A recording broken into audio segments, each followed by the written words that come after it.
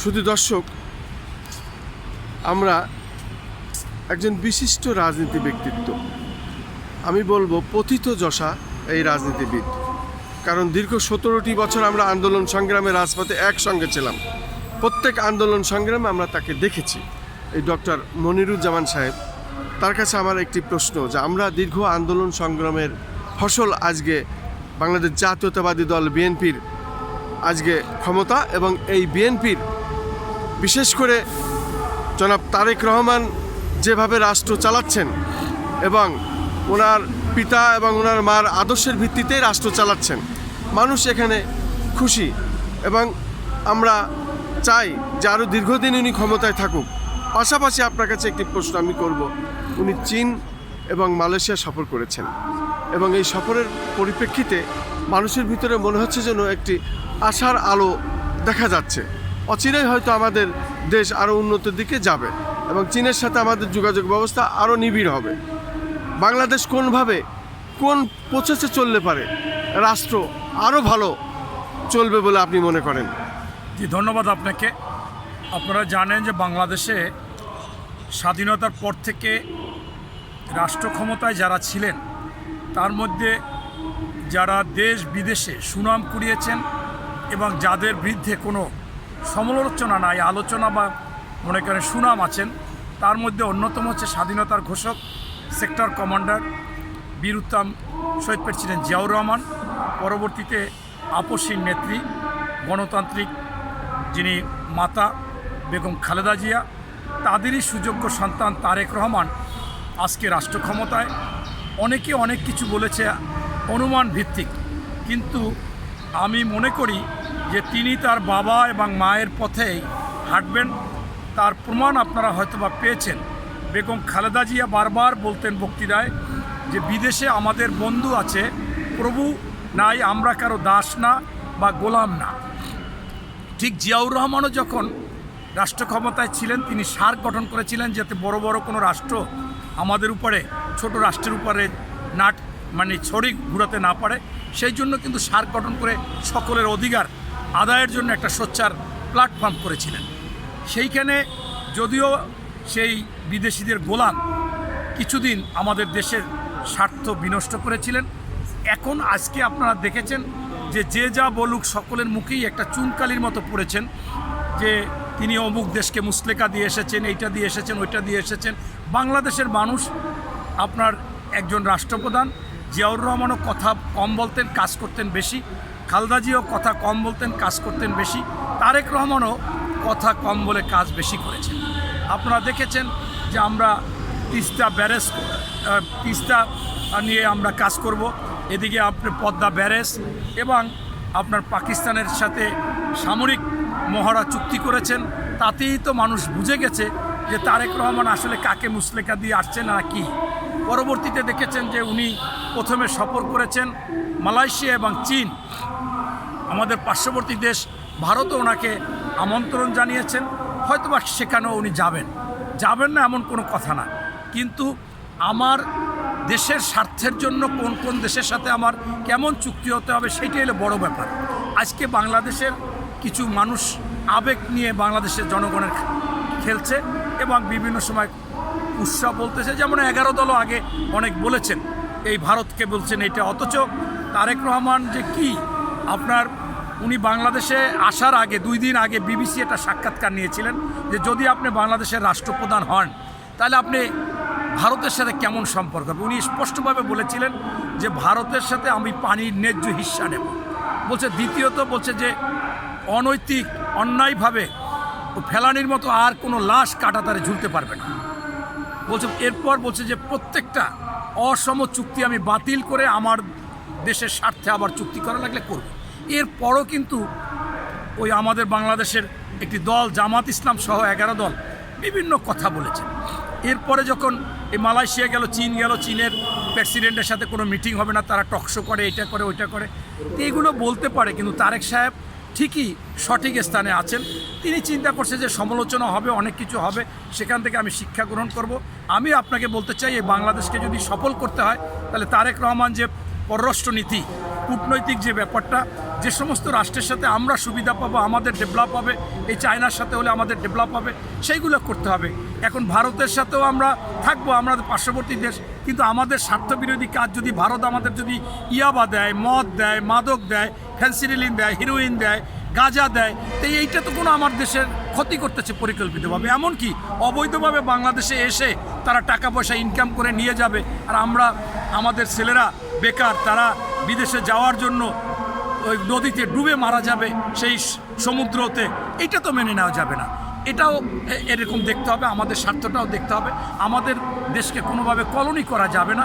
আমরা বন্ধুত্ব চাই, আপনি আমি সমান, আপনিও একটা রাষ্ট্র, আমিও একটা রাষ্ট্র, সেইটা স্পষ্টভাবে ভারতও বুঝে গেছে। এবং ভারতের সাথে আপনি দেখেছেন যে আম পাঠাইছে, কাকে দিছে, হাইলাইট হয়েছে যে শুভেন্দ্র অধিকারীকে দিছে। ওর যদি লজ্জা শরম থাকে, ও যে পুশিন বলে, ওর মায়ের বাড়ি বরিশাল, তোর মার আগে পুশিন কর, তুই শেখ হাসিনাকে আগে পুশিন কর। আপনি চিন্তা করেন যে আজকে এই শুভেন্দ্র অধিকারী আমাদের দেশে একটা অরাজকতা সৃষ্টি করতে চায়, এবং বাংলাদেশেরও কিছু হিন্দু আছে। আমাদের কিন্তু বিশ্বে মনে হয় এমন কোনো দেশ নেই বাংলাদেশের মতো যে ধর্মনিরপেক্ষ। আপনারা দেখেছেন 5ই আগস্টের পরে হিন্দুদের জান মাল, মন্দির, মেয়ে সন্তানদেরকে রক্ষা করার জন্য, কুলে তুলে রাখার জন্য প্রতিযোগিতা হয়েছে। হুজুররা করেছে, সকল দল, বিএনপি করেছে, প্রত্যেকে করেছে। অথচ তারাই আবার বাংলাদেশ সম্পর্কে আপনার বিভিন্ন রকমের অরাজকতা সৃষ্টি করতে চায়। আমার মনে হয় এইটা সরকারের খুব কঠিনভাবে করা উচিত। হিন্দুরাও সোচ্চার হয়েছে যে যারা এটা করে এরা ভারতের এজেন্ট বা শেখ হাসিনার এজেন্ট। এই জন্য তাদেরকে কঠিনভাবে দেখতে হবে। বিশেষ করে যে আপনারা যে বলতেছে মন্দির ভাঙে, এটা সম্পূর্ণ মিথ্যা কথা।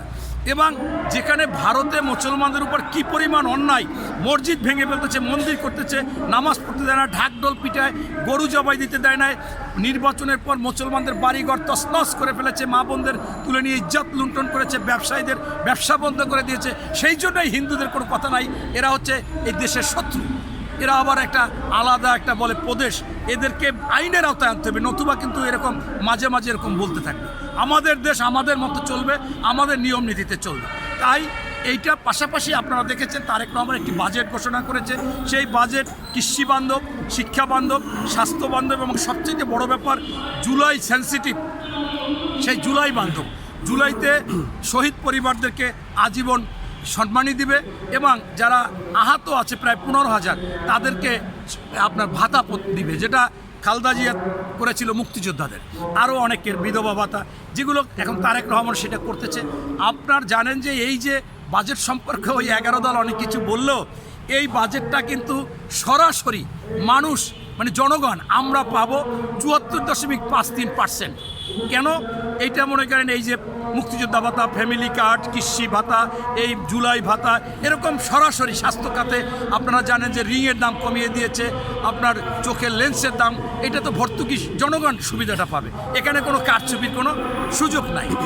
আর যে বাকিটা ঘাটতি বাজেট, আমি এটাকে ঘাটতি বাজেট বলি না, এটা আমি বলি যে তারেক রহমানের ঘুম 2-3 ঘন্টার জন্য হারাম হয়ে গেছে। চিন্তাশীল বাজেট, এই চিন্তাশীল বাজেট উনি চিন্তা করে করে ঘাটতি পূরণ করবে। সেইটা আমি ওনাকে বলবো যে আপনি আজকে সবচাইতে দুর্নীতি হয় ট্যাক্স ফাঁকি দেওয়ার ক্ষেত্রে। ওই যে এনবিআর এর চেয়ারম্যান, ওরা হাজার হাজার কোটি টাকার সম্পদ গড়ে ফেলে। কেন? ওরা করে কি, আমি ট্যাক্স হয় 1 লাখ, বলে যে আপনি 50,000 টাকা ট্যাক্স দেন, 50,000 আমার ঘুষ দেন। এই ঘুষটা না দিয়ে ওই ট্যাক্সটা আপনি সহজ সরল করে দেন, আপনার ট্যাক্স খাতে টাকা আসবে, এই ঘাটতি পূরণ হবে। আপনি বিদেশি বিনিয়োগের কথা বলেছেন, বিনিয়োগ আসলে ঘাটতি পূরণ হবে। এবং এরকম বিভিন্ন ক্ষেত্র, যেমন ইজি বাইক আপনি মেইন রোডে না চালাইয়া, ওরা বলতেছে আমরা ট্যাক্স দিতে চাই বছরে, আপনি শহরে 5,000 টাকা, অন্য জায়গায় 3,000 টাকা, জেলায় উপজেলায় 2,000 টাকা করেন। সেখান থেকে দেখবেন যে বিরাট একটা অঙ্ক আপনার আসছে সারা বাংলাদেশে। তারা স্বেচ্ছায় দিতে চায়, তাদের বৈধতা দেন এবং বলেন তোমরা মেইন রোডে উঠতে পারবে না, তোমাদের এতটুকু জায়গা। কিন্তু এইটা না করায় এক শ্রেণীর পুলিশ দুর্নীতিবাজ, এরা করে কি, ওদের ব্যাটারি খুলে নিয়ে টাকা নেয় 20,000 30,000। যদি বছরে 3 বার ধরা খায়, 3 বারে 3 কোটি 60,000, তো 5,000 2,000 3,000 দিলে তো তারা অখুশি না। সবশেষে আমি আরেকটা প্রশ্ন করতে চাই। ধরেন আমাদের দেশে এখন বিরোধী দল জামাতে ইসলাম।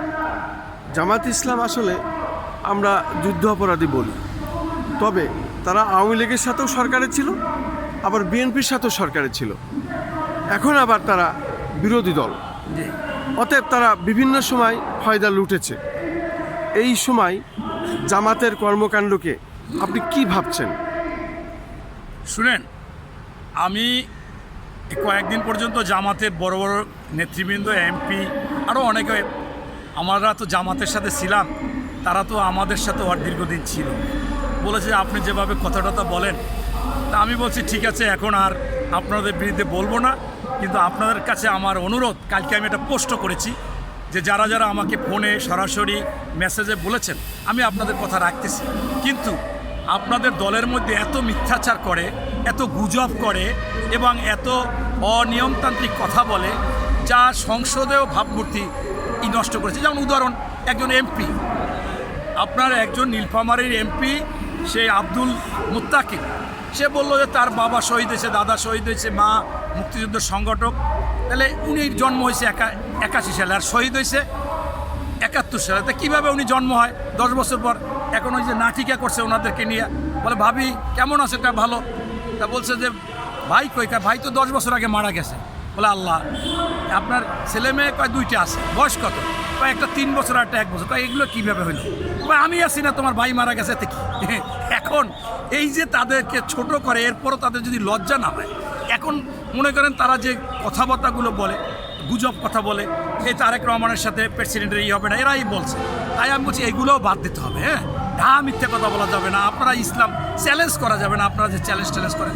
তাই আমি মনে করি জামাত আসলে সবসময় তারা তাদের যে স্বাধীনতা ভুল ছিল, 47 ভুল ছিল, এইগুলো প্রতিষ্ঠিত করার জন্য তারা করে কি, অন্য অন্য দলের সাথে সুকৌশলে বা অপকৌশলে মিলে টিলে তারা ওইটাকে আস্তে আস্তে করে প্রতিষ্ঠিত করতে চায়। কিন্তু এটা বাংলাদেশে সম্ভব না এই জন্য যে এইটা ছোটোখাটো বিষয় না।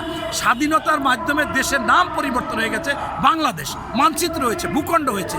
সেইটাকে যতই যা বলুক, আমি যদি বাংলাদেশ বলি তাহলে আমাকে স্বাধীনতা কখনো অস্বীকার করা যাবে না। এই জন্য আমি বলেছি যে এই 11 দল বা তারা এই স্বাধীনতাকে মুছে ফেলতে চায়। এখন এইটা পারবে না। তারপরেও আমি ধন্যবাদ জানাই যে সেদিন অনেক কিছু বলার পরেও তারা বিভিন্ন অপপ্রচার করার, গুজব ছড়াবার পরেও সংসদে তারেক রহমান সাহেব ঢোকার আগে, যখন তার মা বাবার কবর জিয়ারত করতেছিল, তখন সংসদে দাঁড়িয়ে জামাতের আমির মহোদয় তিনি বলেছেন, বিরোধী দলীয় নেতা, যে আমি একটা সংসদে বিল প্রস্তাব করতে চাই এবং সেটা আপনারা পাশ করবেন। সেটা হচ্ছে তারেক রহমান প্রধানমন্ত্রী মালয়েশিয়া এবং চীন গিয়ে বাংলাদেশকে মাথা উঁচু করেছে এবং উঁচু হয়ে ফিরে এসেছে, আমাদের স্বার্থ রক্ষা করেছে, আমাদের দেশ ডেভেলপ হবে। আমি এই জন্য তাকে অভিনন্দন এবং ধন্যবাদ জানাইতে চাই, এই বিলটা পাশ করতে চাই এবং আমি তার পাশে সবসময় থাকতে চাই। এখন যদি আবার পরবর্তীতে এইখানে স্থির না থাকে, যদি আবার অস্থির হয়ে যায়, তাইলে তো সমস্যা না। আমি মনে করি জামাতের আমির মহোদয় বা অনেকে আবার বুঝে মাঝে আবার বাজে অন্যরা কিছু বলার জন্য সমস্যা হয়েছে। ধন্যবাদ। শুধু দর্শক, মূলত আমরা 17টি বছর আন্দোলন সংগ্রামে একই সঙ্গে রাজপথে ছিলাম। আমি ঝিনাইদহ জেলা বিএনপির প্রচার সম্পাদক ছিলাম এবং আমার যে ভাইটিকে হত্যা করা হয়েছে সে ছিল সাংগঠনিক সম্পাদক খন্দকার রবিউজ্জামান শিপার, বীর মুক্তিযোদ্ধা। আমার পিতা ও ভাইকে হত্যা করা হয়েছে, সে বিচারও আমরা আজও পাইনি। 3টে ব্যবসা প্রতিষ্ঠান ভেঙেছে, সেটাও পাইনি। এবং জয়নাল হাজারীর এলাকায় বিশাল একটি বড় কাজ রাস্তার আমার ওই ভাই নিয়ে গিয়েছিলেন, উনি পানি উন্নয়ন বোর্ড এবং এলজিডির বড় মাপের ঠিকাদার ছিলেন। যখন কাজটা সুসম্পন্ন হয়, জয়নাল হাজারী তখন তার অস্ত্রের মাধ্যমে তাকে তুলে নিয়ে যায় এবং সেখানে জনতা ব্যাংকের ম্যানেজার নিয়ে এসেছে, সম্পূর্ণ টাকাটা চেকে লিখে নেয়। আজও আমরা সেই টাকা পাইনি, তার সমস্ত ডকুমেন্টস আমাদের কাছে আছে। আমরা এই বিচার চাই, সেই সাথে আমরা মাননীয় প্রধানমন্ত্রী আপনার সঙ্গে দেখা করতে চাই। আসসালামু আলাইকুম।